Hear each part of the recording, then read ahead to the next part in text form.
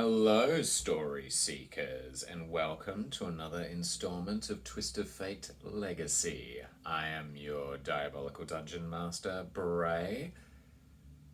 Let's dive back on in, shall we? Clutching onto his son, holding him close. This child that came into father's life that he didn't realize he was looking for a purpose like this. He didn't realize that he had it within him to be everything that a growing and learning individual needs to become the best version of themselves, the most enlightened versions of themselves. Father has thought often of how he is an individual who found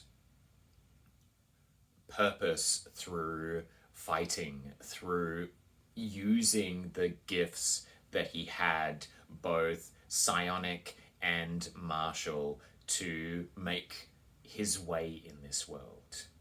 And yet, after that day, after that mission alongside Fury and Faustus and the members of his Flame and Fury squad, everything changed. He found something else to live for. He found someone else. He found someone that needed to be not only protected, but needed to be nourished as well. Holding this child who seems so frail in this moment, even though before too long they will likely tower over and far outstrip the power that father could possibly ever wield. He holds this frail body, feeling the heat that is building up in his palms as the skin of his son is growing hotter and hotter by the minute.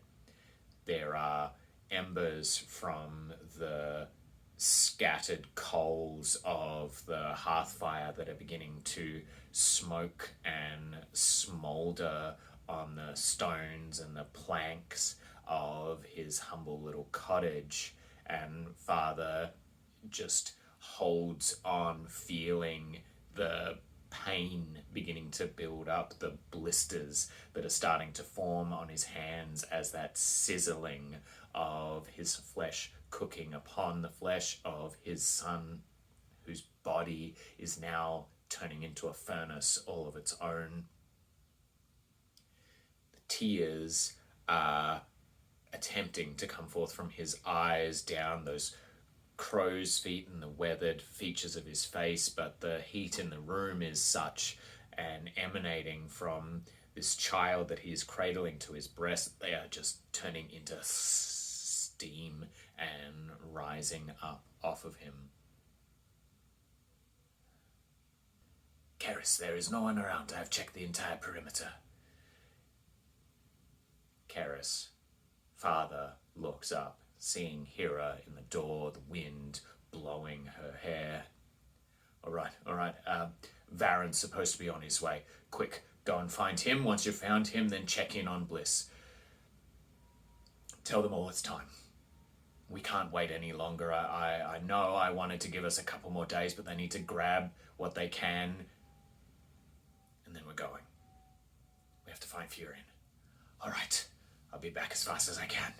Whew. With supernatural speed, Hera races away from this cottage, leaving Kerris, father, and his son alone.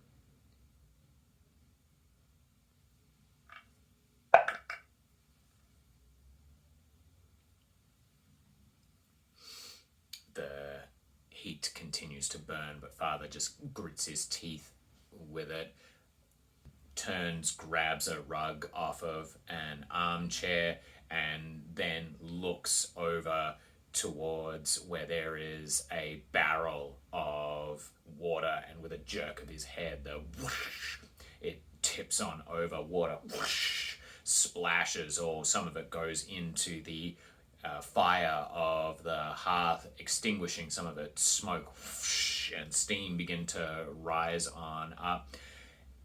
Father then swings the rug around, making sure that it soaks up as much water as he can, and then begins wrapping it around his son, and then holding on, picks him up in his arms, and just is holding him in close. Don't worry, you're going to get through this, my boy. Okay.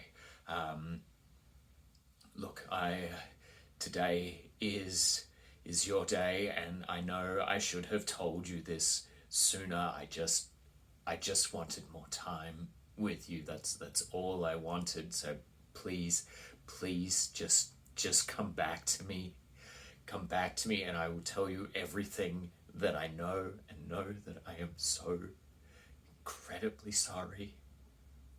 I should have prevented what is happening to you right now, and I didn't.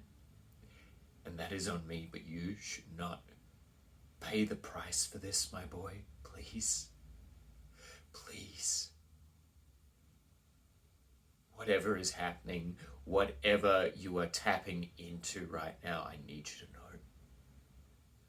I love you with all of my heart. I will never leave you.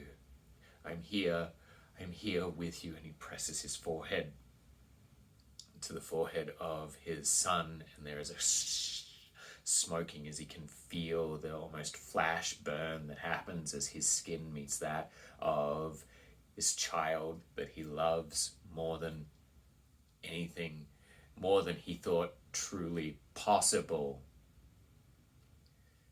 The heat in the room dims ever so slightly.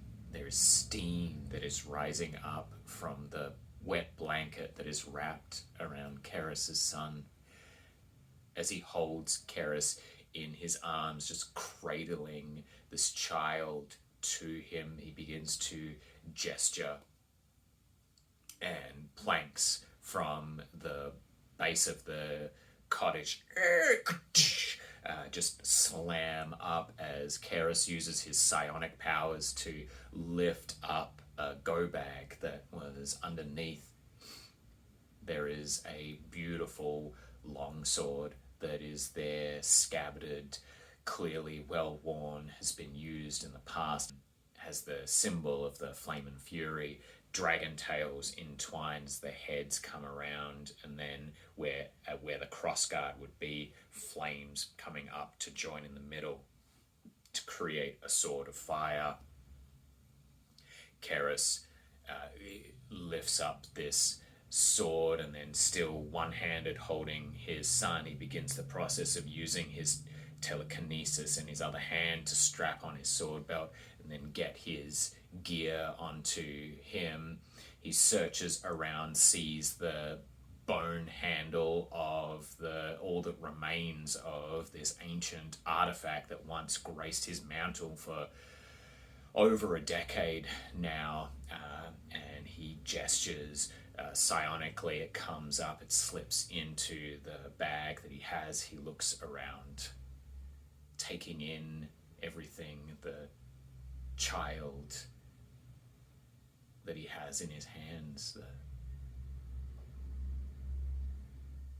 From this day,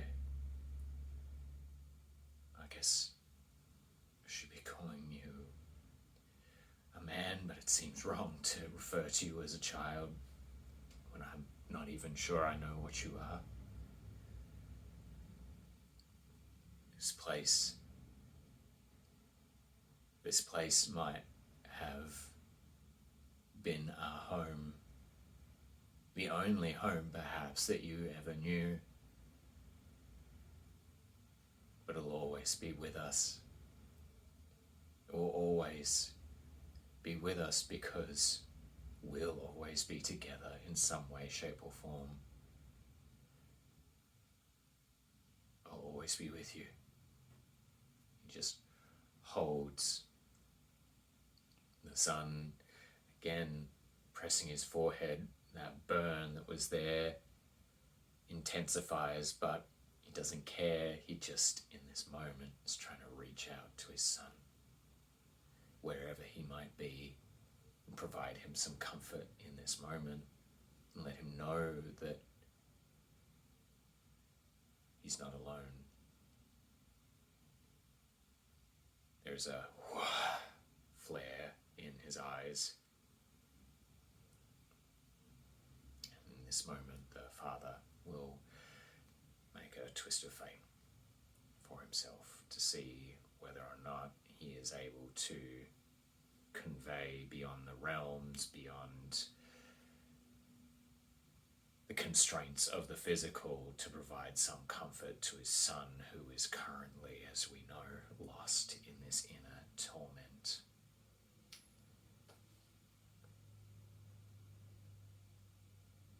I don't want to open it. Flipped 2 skulls for these guys already.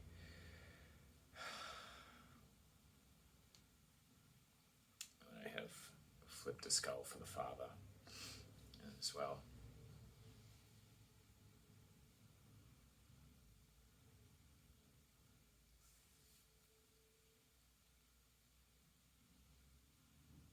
The heat on father's forehead intensifies as there is a flare of flame that comes forth. The blue-green hair of his son is suddenly shifting.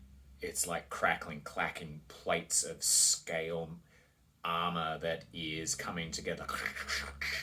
And father watches as the hair of his son goes from blue-green to this deep, almost blood red, down. The son's eyes flare open, and there's just flame that is coming forth. Father tries to hold on. I'm here with you. I'm here. And he turns and drops. His son falls down onto the ground, flames bursting forth from his eyes as the son's back arches, and then heat comes forth from him. Father holds up a hand to shield his gaze as he watches the cottage, flames beginning to crackle up supernaturally, emanating out from his son that is just swirling, this vortex in the middle. He holds up a hand and he pushes forth with his psionic might, trying to hold the flames, and for a moment they are holding back, but then the sun, his whole body just flares with light once more, and you can see it swirling, arcs of almost flaming electricity coming forth and wrapping around the sun as they are beginning to come forth. They attempt slamming onto the psionic shield that father is holding up. It's getting too much. You can see the strain of it as he is holding it in place. I will not leave you alone, as he holds, and then there is a explosion that happens from the sun as his whole body just comes in, bursts on out. Father feels something grab him from behind and pull him out, and then there is a shield as flame just washes over them.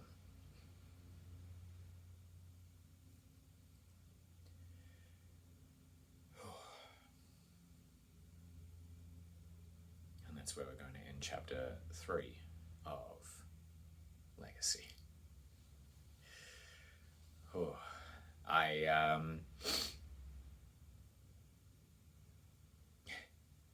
You don't expect a story to go to a place, but then the offer is 3 skulls in a row, so we're going there. Thank you for being here along this ride. Until next time.